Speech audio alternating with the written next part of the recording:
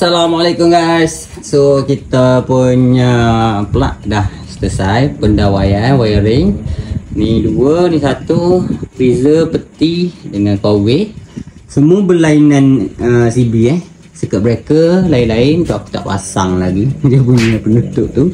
Yang ni pun dah selesai. Yang ni untuk oven. Bini aku suka buat kek, so kena buat. Dua ni pun tak ada looping. Memang dua-dua tu pakai MCB berlainan. Egek kat atas tu, dan di sini untuk mesin basuh sebab ada apa ni, pipe keluar. Dan satu kat luar untuk cari V. Pendawaian dia dua macam ni lah. Pendawaian dia. Lepas tu aku punya mainboard. Orang jangan pelik kenapa aku buat apa ni, bumi ni kat bawah ni. Biasanya orang buat dekat bawah tapi pakai pipe tu.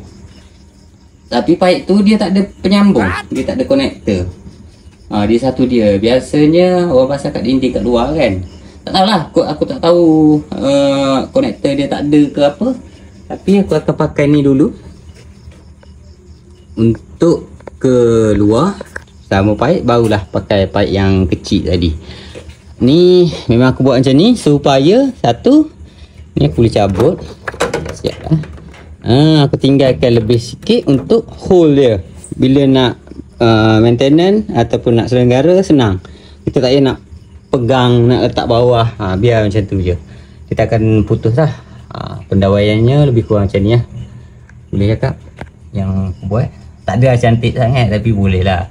Sunan dia. Ini adalah semua apa ni, semua neutral. Semua neutral. Yang kat atas ni semua neutral. Yang ni semua live. Live masuk CB lah. Circuit breaker 20 untuk plug. Yang ni untuk lampu sinam ni aku tak sambung lagi sebab perancangannya lampu ni kat luar kot. Nanti aku sambung balik. Lepas tu earth ni semua dekat kat sini, dan ini adalah yang keluar ni, yang keluar kat bawah ni. So guys, dah siap. So kita boleh lekatkan dan ikat skru dua ni. So alhamdulillah hampir 100% siap dah. So